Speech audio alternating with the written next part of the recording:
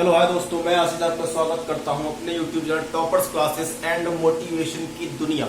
चलिए एक बेहतरीन क्वेश्चन पे फिर से डिस्कशन करते हैं। एक अच्छा सा क्वेश्चन जिस पर आपकी प्रॉब्लम्स आए दिन बनी रहती है, और एक बेहतरीन क्वेश्चन। मैं ये वादा करता हूं कि इस क्वेश्चन को समझने के बाद आपको ये क्वेश्चन कभी भी ऐसा नहीं महसूस होगा कि ये क्वेश्चन आपके दिमाग से निकलने वाला है।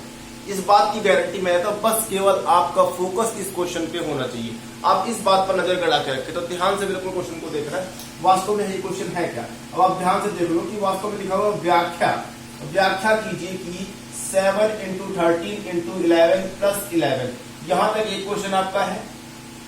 इसके बाद यहां से 7 × 6 × 5 × 3 × 2 और × 1। इसके बाद प्लस आगे 3 कर दिया गया है। भाज्य संख्याएं क्यों है, प्रश्न ये कहता है कि आखिरकार ये भाज्य क्यों है। भाज्य का मतलब आप समझते हैं क्या होता है। भाज्य का मतलब ये होता है कि वास्तव में ऐसी संख्याएं जो किसी न किसी संख्या से कट रही हो। बात समझ में आ रही कि नहीं। ऐसी संख्याएं जो किसी न किसी संख्या से क्या हो रही हो, कट रही हो, तभी उनको भाज्य कहेंगे।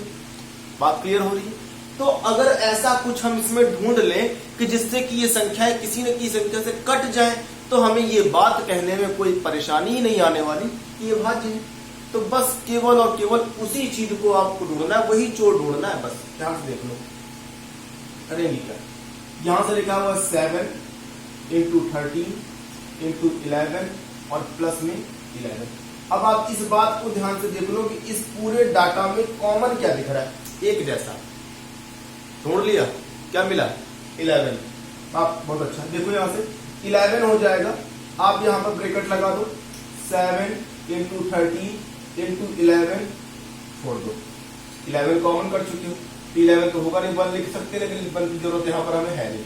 तो हम कर देंगे प्लस, यहां पर इसको हटा दो प्लस, और यहां पर 11 कॉमन हो चुका है, इसका मतलब यहां पर 1।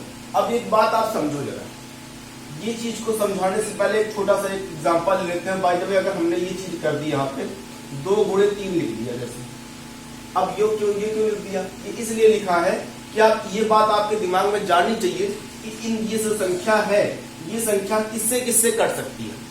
ये संख्या कट सकती है 2 से, श्योर है।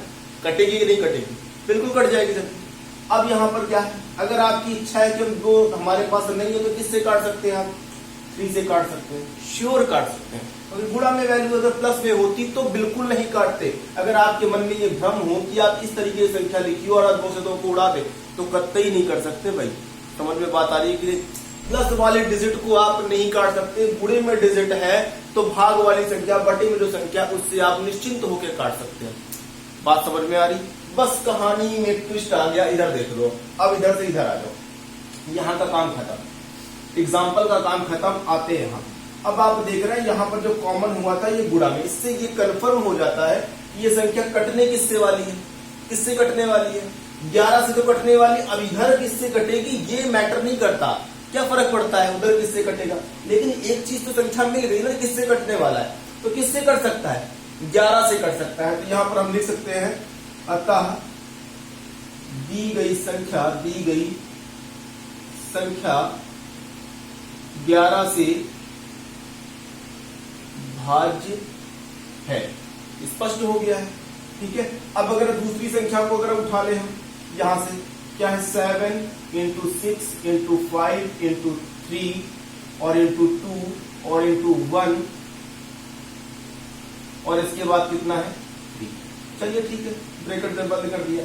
अब आप गौर से देखो, बिल्कुल जैसे इसको समझाए आपको इसको भी करना है। मैक्सिमम लोग कर भी लेंगे। अब मैं पूरी उम्मीद करता हूं कि आपने अगर इसको समझा है तो आप इस क्वेश्चन को भी लगा लेंगे। लेकिन फिर भी मैं क्वेश्चन पे आपकी हेल्प कर देता हूं। ध्यान से देख लो, इन दोनों में क्या दिख रहा है, प्लस के इधर और प्लस के उधर 3 दिख रहा है कॉमन, ठीक है। अगर 3 दिख रहा है तो उसे ही कॉमन कर लो जो कॉमन दिख रहा है। कॉमन समझते हैं ना, जो दोनों में हो। तो 3 को आपने कॉमन कर लिया, यहाँ पर इंटू लगा दो, जो बच रहा है उसको अंदर लिख दो, 5 × 3 को छोड़ दो, 2 × 1, ठीक है।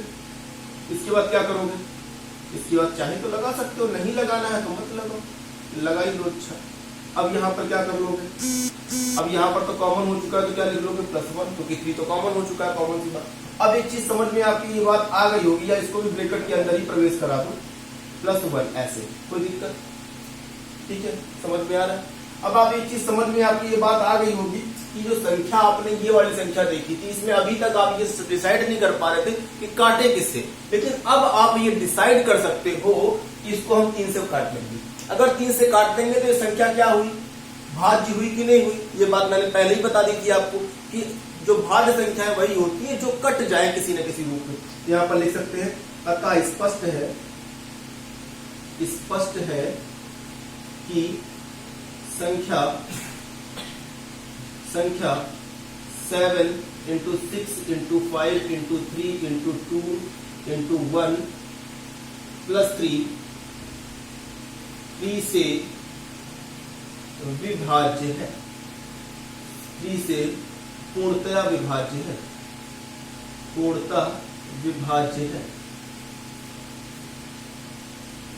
बेटा क्वेश्चन बिल्कुल क्लियर हो गया होगा। जिसको क्वेश्चन क्लियर हुआ है कमेंट में जरूर बताएं कि क्वेश्चन कैसा लगा, और अगर क्वेश्चन वास्तव में पसंद आया है, क्वेश्चन आपको समझ में आया है, तो चैनल को लाइक शेयर करना ना भूलें।